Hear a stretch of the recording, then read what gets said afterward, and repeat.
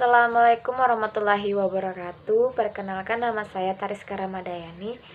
Saya dari kelas akuntansi A6 Pagi semester 6. NIM saya 186200077 di mata kuliah Perilaku Keorganisasian Universitas Muhammadiyah Berau. Tema saya di sini adalah perkuliahan daring apakah menjadi solusi terbaik di masa pandemi. Pandemi kita tahu adalah suatu wabah penyakit global. Menurut World Health Organization atau WHO, pandemi ini dinyatakan ketika suatu penyakit muncul dan menyebar ke seluruh dunia dan melampaui batas. Pandemi umumnya diklasifikasikan sebagai wabah, satu kejadian penyakit yang menular di suatu wilayah tertentu dan berlanjut ke epidemi. Terlebih dahulu yang menyebar penyakitnya cepat tetapi di satu wilayah tertentu dan berlanjut ke pandemi yang dimana itu sudah mencakup seluruh dunia dan penularannya sangat cepat. Dan ada berbagai macam pandemi yang terjadi di dunia, contohnya seperti Ebola, sindrom pernapasan akut atau SARS, terus ada Human Immunodeficiency Virus atau HIV, dan lain-lain. Pada akhir tahun 2019 lalu, ada wabah penyakit yang penyebaran secara cepat dan meluas di satu wilayah.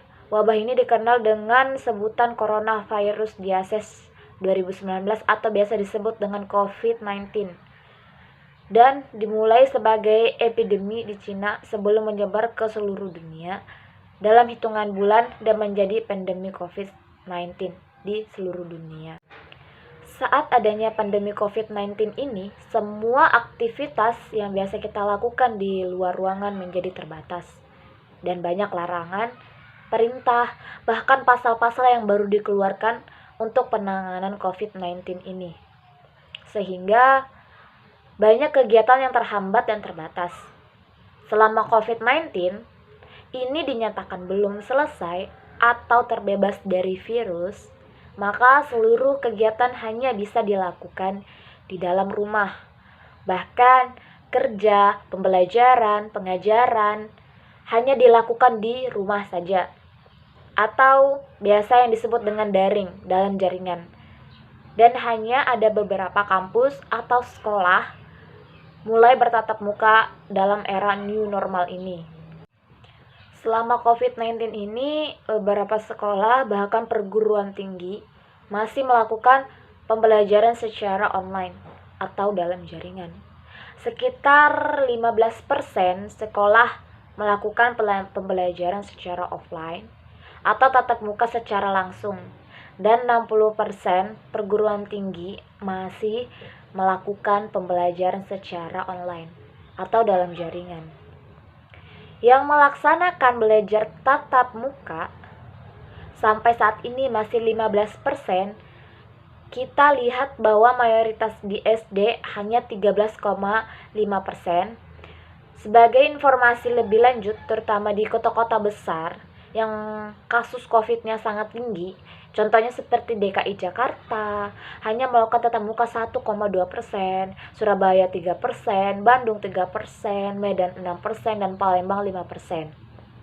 Jadi di kota-kota besar, Pemda mengambil langkah untuk mengantisipasi resiko, kata Nadiem dalam paparannya kepada Komisi X DPR, Rabu 20 tanggal 1. Sedangkan 60% perguruan tinggi masih belajar secara online atau di dalam jaringan. Nadiem mengungkapkan sampai saat ini masih banyak universitas yang belum siap pembelajaran tatap muka dan memilih melanjutkan pembelajaran dalam jaringan. Ada hampir 60% masih melaksanakan full dalam jaringan dan 44% mau melakukan hybrid learning, di mana beberapa hal butuh project base dan equipment, datang ke sekolah tapi teorinya lewat video conference lewat Zoom ungkapannya. Dan tidak bisa dipungkiri bahwasanya banyak mahasiswa yang lebih memilih kuliah offline atau tatap muka secara langsung.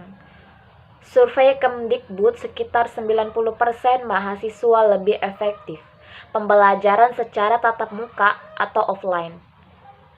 Nazim mengatakan 60% mahasiswa yang tidak siap dilatar belakangi soal jaringan internet yang lambat, namun perkuliahan dalam jaringan atau daring atau offline menjadi salah satu solusi yang terbaik di masa pandemi ini. Dikarenakan salah satu masalah kesehatan, kita harus menjaga kesehatan agar tidak terpapar oleh COVID-19 dan memutus rantai penyebaran COVID-19. Namun, menurut saya sebagai mahasiswa yang sudah mengalami proses pembelajaran secara daring dalam jaringan atau secara online, itu sama sekali tidak efektif. Dikarenakan jaringan yang tidak mendukung, sehingga kami mahasiswa tidak bisa belajar atau menyimak pembelajaran secara maksimal. Solusi yang bisa saya sampaikan dalam penulisan ini adalah boleh melakukan perkuliahan secara offline atau tatap muka dengan progres atau protokol kesehatan secara ketat, melakukan perkuliahan tatap muka secara bergantian dengan kelas lain. Dengan begitu proses pembelajaran bisa lebih efektif dan maksimal dalam menerima pembelajaran. Itu aja, sekian dari saya. Wabillahi taufiq wal hidayah. Wassalamualaikum warahmatullahi wabarakatuh.